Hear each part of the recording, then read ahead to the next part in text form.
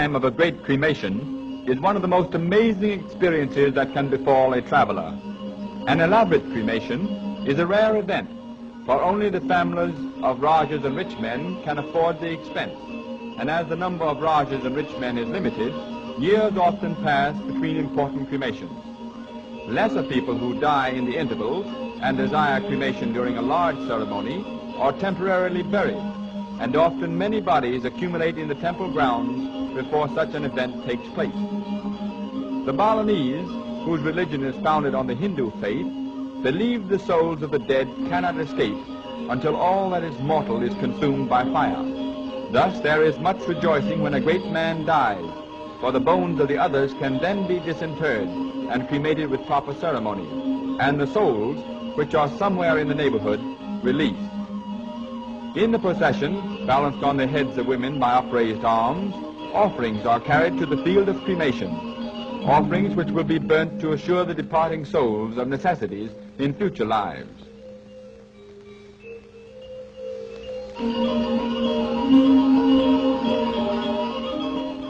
Coffins used in cremation are built to resemble beasts, symbolic of sacred cattle, the large one for the corpse, the small one for the bones of the disinterred. In the upstretched hands of 100 men, the winding sheet is carried through the gateway of the temple of the dead. The end of the sheet is attached to the reed-encased body. The body, spiced and anointed with sweet oil, for 2 months has lain in state. Now it is carried by a crowd of half-naked men and placed within the catafalque. Custom decrees there must be a mythical battle between the body and the soul, so friends of the deceased stage the sham fight. Hundreds call out to burn the body and free the soul. Others cry not to burn him, for he is their friend and must not be carried away. The fight takes on an appearance of earnestness as they climb on the shoulders of the bearers and tussle with the corpse, until, as custom dictates, the soul triumphs and the body is won for the flame.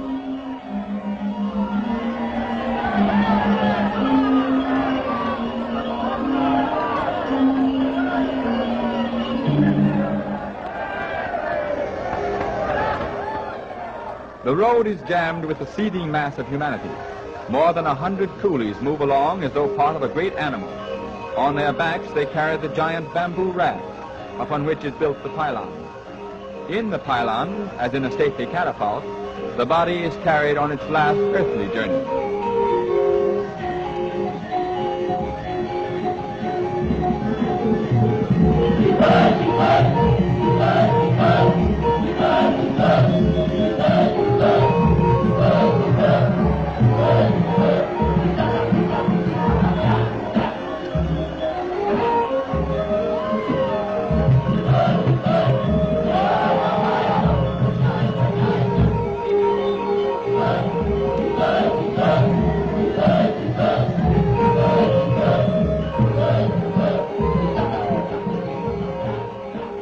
There is a river to cross, and again we see the coffin. In the grand revelry, 3 have found places on the back and ride on the synthetic beast. The laboring coolies, tired and sweating under their load, make the most of the refreshing crossing of the river.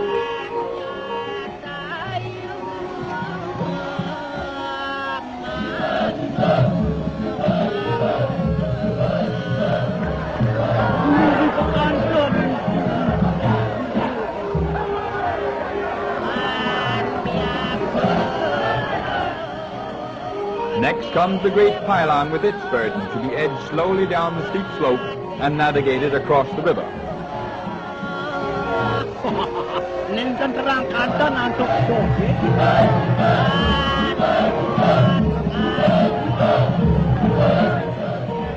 The pylon coolies also enjoy a refreshing fall and join in a friendly splashing of water.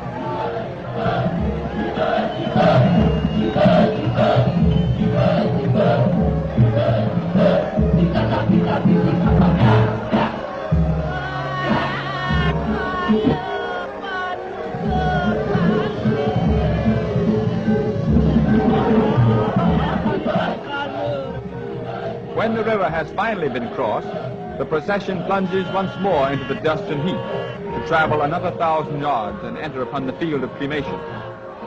The beasts are whirled in circles round and round the field, for the evil spirits must be confused and driven from the site. The corpse also goes through the same ritual of confusion.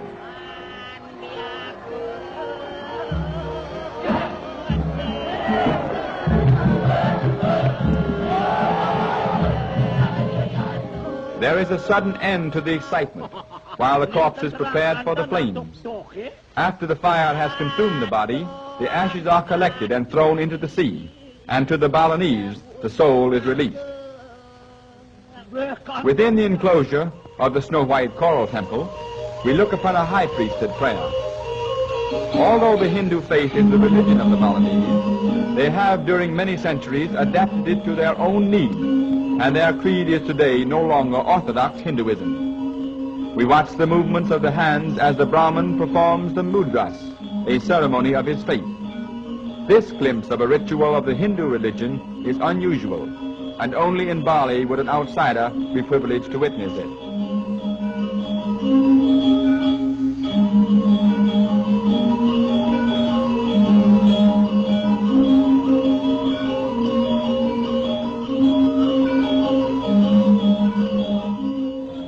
Beneath the village banyan tree, the gamelan is playing, music with a softness and mellowness that even a Western ear finds pleasing. There are no written notes. Each orchestra or gamelan, consisting of boys and men, rehearse or rearrange melodies that have been handed down by ear from generation to generation. The instruments are all made by hand. Sometimes years are required to assemble a gamelan. The gongs and bronzes are also cast by hand, and with great care tuned to the exact tone.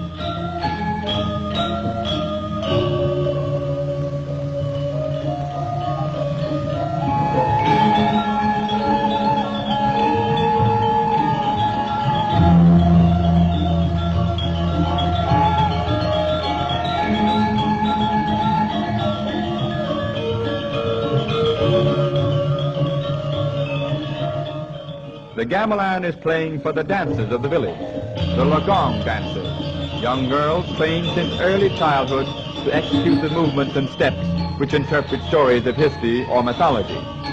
They are dressed in costumes of gold and painted silk, and to a stranger seem more like characters from a storybook.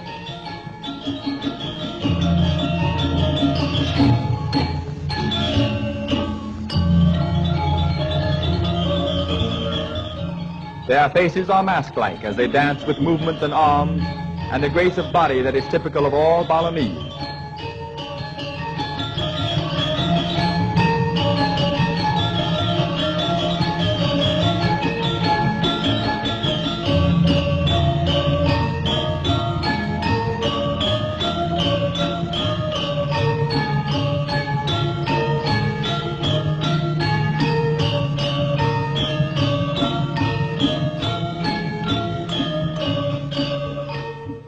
Modern dances are interpreted by slightly older girls and young men also. The janga is one of the most popular of these dances, with a rhythm of motion and a gaiety that suggests the happiness of the Balinese of today. Their costumes are more ornamental and colorful. While they dance, they sing and smile at each other, and sometimes at the audience as well.